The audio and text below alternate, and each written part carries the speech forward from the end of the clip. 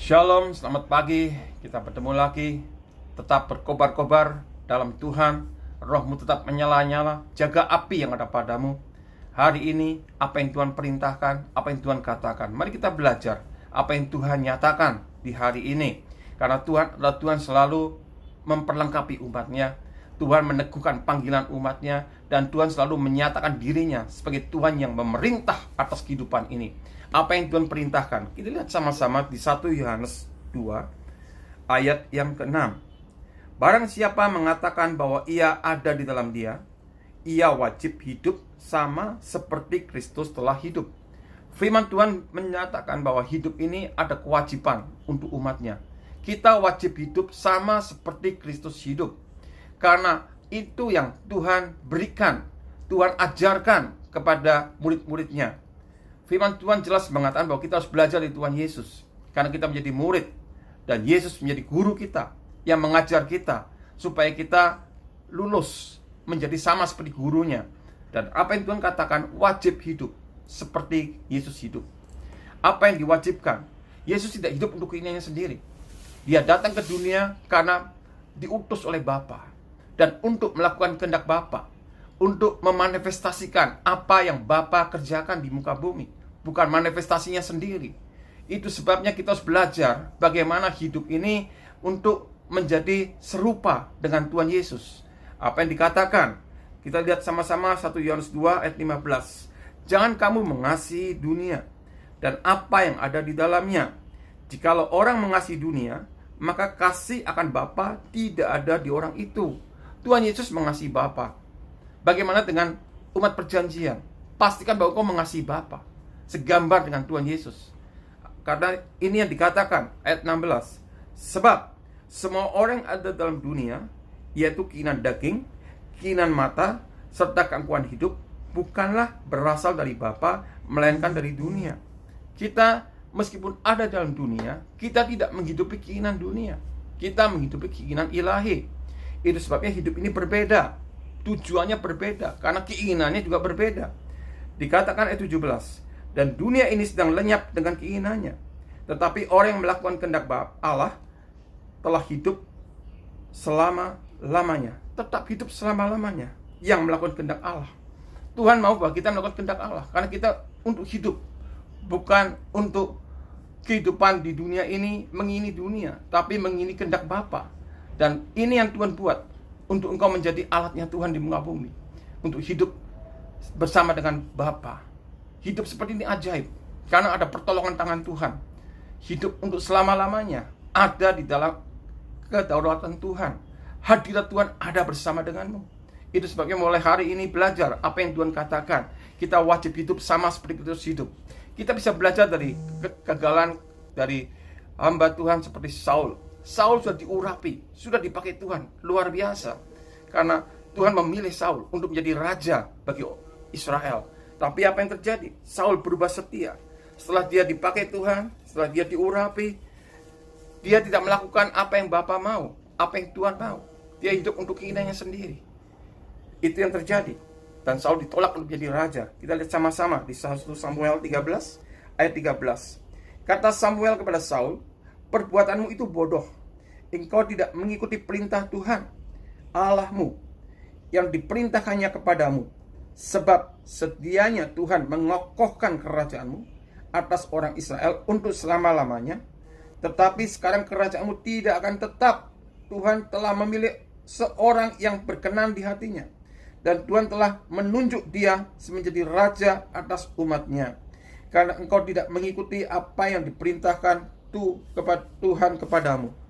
Kalau kita tidak mengikuti perintah Tuhan, kita tidak segambar dengan Tuhan Yesus, kita tidak bisa menjadi umat perjanjian.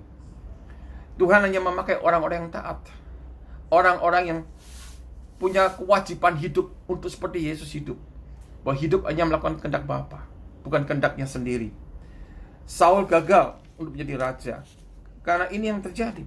Kita lihat 1 Samuel 15 ayat 11. Ini yang Tuhan katakan.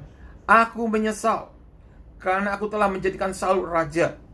Sebab ia telah berbalik daripadaku dan tidak melaksanakan firman-Ku. Maka sakit hatilah Samuel, dan ia berseru kepada Tuhan semalam-malaman. So, lihat bagaimana Tuhan menyesal karena ketidaktaatan Saul. Setianya Saul akan dipakai Tuhan luar biasa untuk memerintah, mengkokohkan kerajaannya. Tapi apa yang terjadi? Saul hidup berbalik, tidak taat, tidak setia, hidup untuk keinginannya sendiri. Ini yang menggagalkan untuk Saul dipakai Tuhan. Pastikan bahwa engkau punya hidup yang mau belajar, mau melakukan kehendak Bapa, karena ini menjadi kewajiban hidup manusia, kewajiban hamba-hambanya.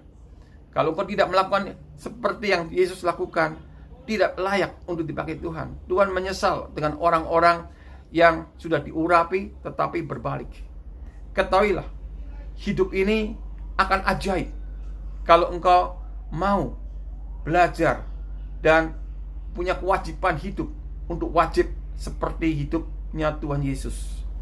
Dikatakan di 1 Samuel 15 ayat 22. Mari kita mengerti mengapa gagal. Tetapi jawab Samuel, apakah Tuhan itu berkenan kepada korban bakaran dan korban sembelihan sama seperti kepada mendengar suara Tuhan? Sesungguhnya mendengarkan lebih baik daripada korban sembelihan, memperhatikan lebih baik daripada lemak domba-domba jantan. Sebab pendurhakaan adalah sama seperti dosa bertenung, dan kedegilan adalah sama seperti menyembah berhala dan terafim. Karena engkau telah menolak firman Tuhan, maka ia telah menolak engkau menjadi raja. Perlu kita mengerti bahwa hidup ini harus taat pada Tuhan, melakukan kehendak Tuhan. Mendengar ini penting, lebih penting daripada korban. Banyak orang banyak berkorban, melakukan aktivitas, tapi tidak mendengarkan apa yang Tuhan katakan. Dan itu berhala, Tuhan katakan. Itu telah melukai hati Tuhan, karena kita lebih mementingkan aktivitas daripada mementingkan mendengar suara Tuhan. Itu sebabnya Maria berkenan pada Tuhan, karena dia mendengar, ada di kaki Tuhan untuk selalu mendengarkan. Beda dengan Marta, selalu sibuk. Kesibukan membuat kita terpisah dengan Tuhan. Mendengar membuat kita dekat dengan Tuhan. Dan ini yang terjadi, sudah akhir zaman, Tuhan mau kita dekat. Karena itu dikatakan di Wahyu, Roh Tuhan berbicara apa? Yang bertelinga hendaklah mendengar apa yang dikatakan oleh Roh kepada jemaat-jemaat. Betapa pentingnya mendengar, karena mendengar ini lebih penting daripada aktivitas. Banyak orang beraktivitas tidak mendengar, melakukan untuk kehendaknya sendiri, berbicara untuk maunya sendiri. Pastikan engkau hidup karena engkau diutus, karena Roh Kudus berbicara, karena engkau menjadi penyambung lidah Tuhan. Bukan sembarang berbicara. Perkataanmu adalah perkataan karena Roh Allah yang mengurapi bibir lidahmu, yang mendorong engkau untuk berkata-kata, yang membuat engkau untuk bertindak. Itulah yang membuat hidup ini ajaib. Kita tidak melakukan mujizat, Tuhan yang buat mujizat, tapi Tuhan mencari bejananya. Pastikan bahwa engkau orang-orang yang siap dipakai Tuhan. Ini waktunya kita belajar bagaimana mempersiapkan diri, dijadikan bejana-bejana Tuhan untuk mewakili Tuhan di muka bumi. Karena Tuhan Yesus telah naik ke surga, kita yang tinggal di bumi, kita menjadi murid. Dan setelah tuntas pelajarannya, kita akan menjadi seperti Tuhan Yesus, dan kita akan melakukan pekerjaan Bapa, memuliakan Bapa, menjadi tanda-tanda ajaib di muka bumi. Tuhan saat ini sedang mempersiapkan, dan engkaulah hamba-hambanya, engkaulah murid-muridnya, engkaulah orang-orang yang dipanggil dan dipilih oleh Tuhan. Siapkan dirimu untuk mendapatkan roh yang berapi-api, yang selalu berkobar-kobar, yang siap untuk melakukan perintah-perintah Bapa dimanapun engkau berada. Tujuan hidup ini hanya untuk Tuhan. Tujuan hidup ini untuk memuliakan Bapa di sorga. Tujuan hidup ini untuk menjadi seperti yang Tuhan kehendaki. Tuhan menghendaki engkau bahwa melalui hidupmu ada perubahan. Karena engkau menjadi history maker, karena engkau menjadi berkat, karena engkau menjadi terang, karena engkau menjadi garam dunia, karena engkau menjadi pengaruh, karena engkau ditetapkan sebagai anak-anak raja yang akan memerintah di muka bumi. Itu sebabnya teguhkan hati bahwa melalui hidupmu pasti ada perubahan. ada perubahan yang nyata, yang bisa dirasakan, ada transformasi. Karena Roh Allah itu hidup, Roh Allah itu nyata, dapat bermanifestasi dan melakukan pekerjaannya dengan ajaib. Dan melalui hidupmu akan terjadi, karena Tuhan akan memakai engkau. Teguhkan hatimu, anak-anak Tuhan yang ada di mana-mana saat ini.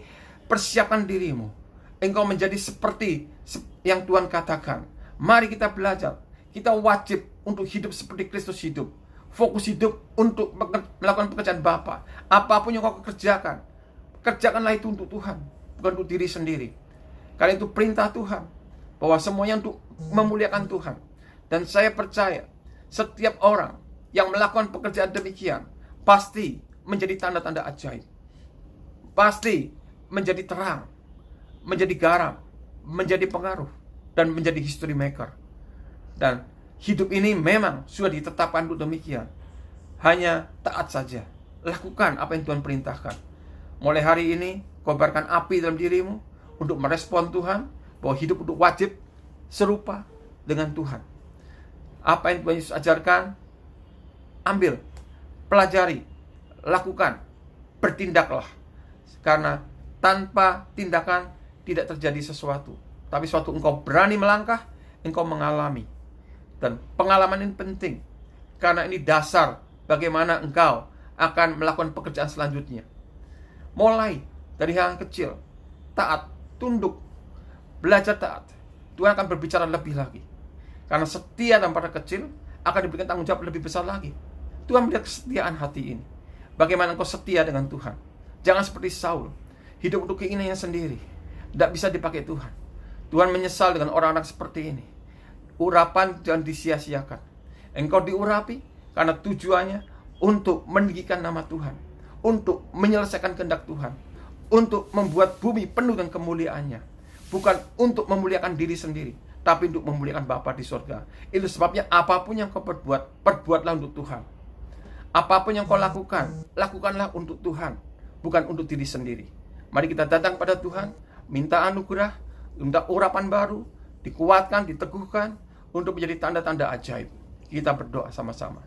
Bapa, terima kasih bahwa Engkau sudah memilih kami untuk dijadikan umat perjanjian.